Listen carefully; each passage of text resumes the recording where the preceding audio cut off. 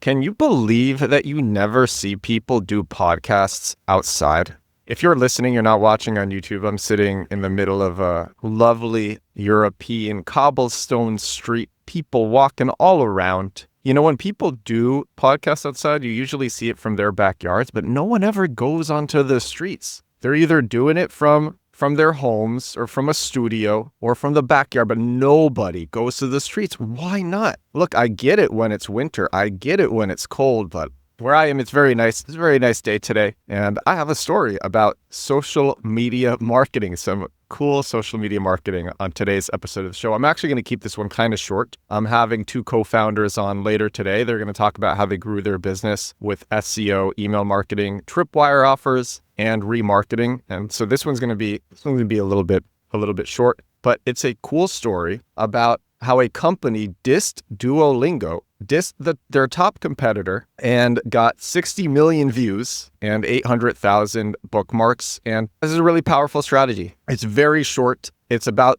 the language learning app AirLearn. So, okay, I'm just going to jump into it. 43.5 million views just this year. 838,000 bookmarks and 110,000 shares. Language learning app AirLearn operates over 27 accounts. This language learning app has 27 TikTok accounts, most following the same hook and format. Each video is under 10 seconds, typically 7 or 8 seconds. Videos feature creators smiling or posing directly at the camera. They use long, engaging text that criticize Duolingo, encouraging viewers to switch to an app focused on conversational skills. Basically, the strategy is entirely about using Duolingo's flaws to trigger viewers. And then AirLearn, their app, is recommended in the comments. So an example would be, tell me why I spent a whole year on Duolingo trying to learn Korean, yet I couldn't speak a single sentence, followed by, but I can have conversations after just 2 weeks on another app, probably because it doesn't waste time teaching meaningless phrases.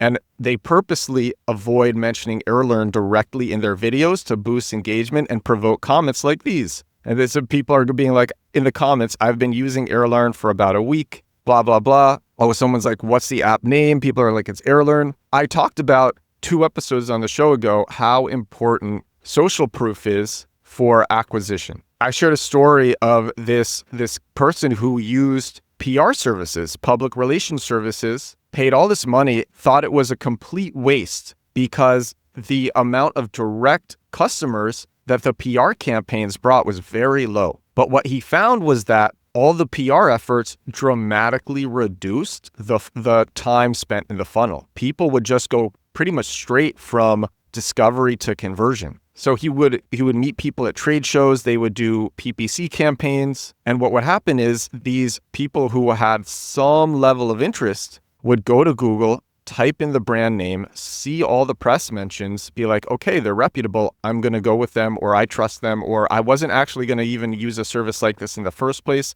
but just all of these press mentions, okay, I guess I'll try it. So social proof is so important, and what this app is doing is it's not recommending itself. It's using the comments. I mean, it is recommending itself, but it's not making it seem like it is, and it's having strangers, quote unquote strangers, in the comments recommend it for them. It's pretty easy to just have an army of people who will write stuff in the comments. It's very cheap. And most creators would think about recommending their own products. I think what they are doing using the comments is so smart. Literally all of their top performing videos rely heavily on just repeating and exploiting this one successful format. Here are more examples. Tell me why I spent an entire year on Duolingo trying to learn German. Yet I couldn't speak one sentence, but I can have conversations after 2 weeks on a different app, probably because it teaches me real-life convos. Just literally swapping out languages from the example before. Tell me why I spent 2 years trying to learn German on the most popular app and 2 weeks into trying out a new app, and I can already travel with confidence and hold conversations with people. POV, you got addicted to learning Korean once you quit Duolingo cold turkey and finally found an app that teaches you sentences and concepts that are useful IRL. And then in the background of each text will be, all of them are the same. It's just a girl looking at the camera or doing her makeup or clapping and dancing. That's in the background of these texts. And you know that these are not the people who are making this anti-Duolingo content. And that's how they're able to scale 27 accounts. It's pretty inexpensive, actually, to get a creator who's just following the same repeatable format. It's copy paste with a little bit of creativity. I wouldn't be surprised if they are paying creators a few dollars for a video. Could be $1, could be $2, could be $3. And then they have 1 or 2 videos coming out every day from all 27 accounts. They also have Spanish ambassadors based in the United States, and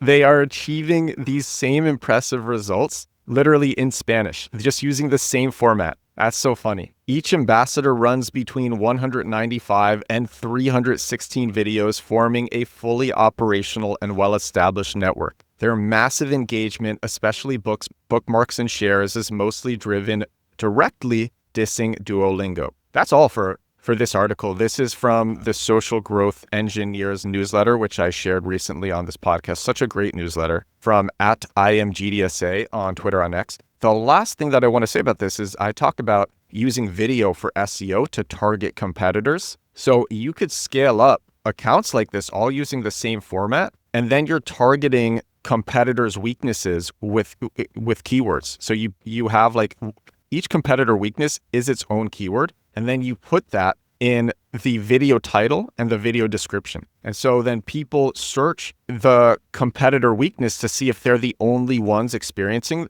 it. That's very common. People who are having a problem with an app or with a product will search their problem to see if other people are experiencing that. And then they see a video calling it out. Oh, I'm not alone. And then the video is recommending a better product. They switch. And so literally they could just do the same account that they're doing and get way more conversions just by adding these keywords in their video titles and video descriptions. But I think these results are so cool. They found a format that the hard part is finding the format that works. You find the format that works, and then you can scale it up pretty easily. Like this newsletter said, they have 27 accounts, so they scaled it up. You find a format that you can repeat, and there's so many creators who just use the same format. And then they repeat it across accounts. They do it faceless. They're probably taking other people's videos, using those as the background, putting over their own text. I know people who do that. It's so common. Anyway, credit to @IMGDSA on Twitter, on X. Great follow. And the Social Growth Engineers newsletter. And that's all I got on this short episode of the show. This is episode 650 of my daily digital marketing show. 650 days in a row doing this crazy podcast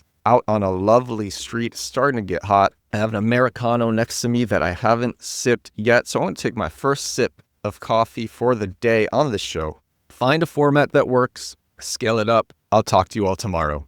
Bye now.